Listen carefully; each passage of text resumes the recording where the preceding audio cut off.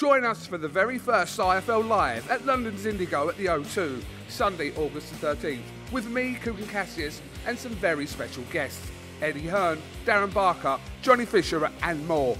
Tickets now on sale. So in the words of Eddie Hearn, you get up, you dress up, and you fucking shut up. Oscar Bevis, IFL TV, proudly sponsored by the last Mark Dickinson, joins me, mate. It's very good to see you. How are you, my friend? Yeah, I'm all good. You, Oscar? I'm good, mate. I'm good. Coming at me from anywhere nice? Been anywhere nice today out in the car? No, just the gym. Just the gym.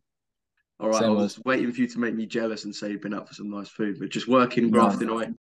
Just the gym. Ready to go back soon. Been a few months now since that win in Newcastle. We've got quite a lot to talk about today. Just kind of going to recap that night. Your first fight back as a Berkeley boy again. Once you've kind of watched the whole thing back, reviewed that night, was you a happy man? Yeah, I was happy. Obviously, still a lot of things to work on in that. Nowhere near the finished article, but no, I was happy. I thought it was a good performance. He was tough. He was bigger than me. He was tough, and I thought boxed all right. Yeah, the performance is where obviously it's going to tell. Did you feel different coming into the fight week though? Because the kind of change of setting and everything around that, was there just kind of a different mental feel maybe? Yeah, maybe a little bit. I felt a lot more relaxed. I think I was a lot more relaxed about it all. But no, not just the same feelings really, and that really like leading up to the fight and all that. But I was happy.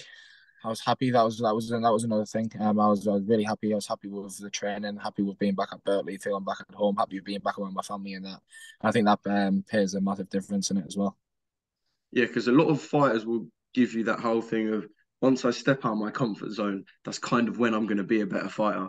But for you, it's the home comforts. You like having the home comforts, and then you can kind of focus solely on your boxing while you've got everything around you.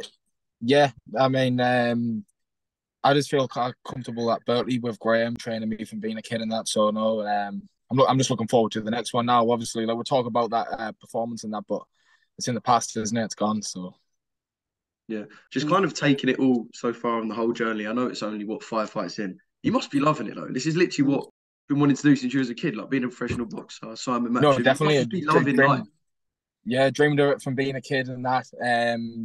Obviously always wanted to do it, but I think people think like, oh, professional boxer's life, it'll be good, you'll be happy and all this and that, but it gets tough. You miss out on a lot, and but you just got to reap the rewards and make sure it's worth it.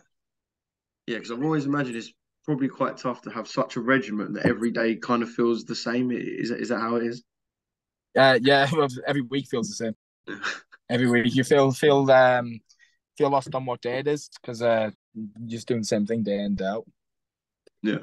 Well, like I said, you'll be bouncing ready to go for the next fight. Have you signed with Sam Jones? Mate, he's running one of the hottest stables at the minute. How did that whole thing come about for you? Well, he signed a couple of lads from the Berkeley boxing gym, Cameron Vong, Owen Reese, and Dan Howard and a couple of others. So I ended up speaking to him. I liked the way he was talking. Agreed with a lot of the stuff he says. So I think he's the man to help push my career in the direction I wanted to go. Yeah, was that personal kind of connection important as well?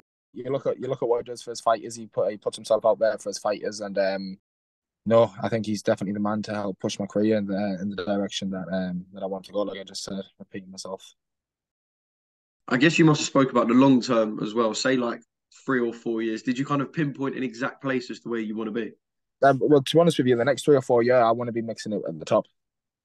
I don't really too plan on waiting it about. I want to start getting some big fights in, start pushing my career, and building my way up the British and the world rankings. And then the next 3, 4 years, I'll turn 24 tomorrow, so 3, 4 year time, maybe 27, 28. By the time I'm that age, I want to be mixing it with the best. Yeah, well, that journey continues soon. I know you've been kind of teasing fight news on Instagram. What can you tell us about getting a date in the diary? So there's a date coming very soon. Just waiting on it getting confirmed. It's looking like Grant Dennis in an eliminator. Are you still in an eliminator for the English title? So it's looking like Grant Dennis. If it is Grant Dennis, then I'll do a job on him. And if it's somebody else, then there's no problem at all. Yeah. Before we talk about Grant, when you say a date soon, I mean, it's the 6th today. I'll just kind of time stamp where we are, we're minutes away from maybe a massive announcement of an Anthony Joshua card coming up. I know there's a couple of Matchroom cards coming up. Are you looking to get on that? I think I've just seen the announcement. You know, I think the announcement's out there. But look, if I get on the Anthony Joshua card, then it'll be unbelievable. So it'll just help build my profile and that. But I'm happy to fight on there. I'm happy to fight on any shows, and I'm sure Sam will do what's best for me and get me on the show that's right for me. Yeah, obviously I know there's kind of a journey and they've got to kind of nurture you in that sense, but was it always going to be you looking for titles now? You know how good you are, we know how good you are, you want titles and you want to move. Yeah, I haven't got the mindset of I want to kid myself up and build my record and fight loads of journeymen. Like, I've done my learning and that. I'm doing my learning in the gym. I've had a few fights and learning. I want to start pushing on now, and let's go and see what I can do. There's no point kidding myself and building my record into 20-0 and never boxing nobody. If I'm going to go and do it, let's go and do it. Well, Grant's been about, mixed it with some of the top boys around kind of European fringe world level. A good test, but one if you can come past, you'll know that I can mix this here. No, definitely, it's a good test for the stage in my career that I'm at. But I think that I'm confident in my own ability, and if I can do what I'm doing in the gym, in the ring, Grant Dennison on my level. Join us for the very first IFL Live at London's Indigo at the O2, Sunday, August the 13th, with me, Kugan Cassius, and some very special guests, Eddie Hearn, Darren Barker, Johnny Fisher, and more. Tickets now on sale. So in the words of Eddie Hearn, you get up, you dress up, and you fucking shut up.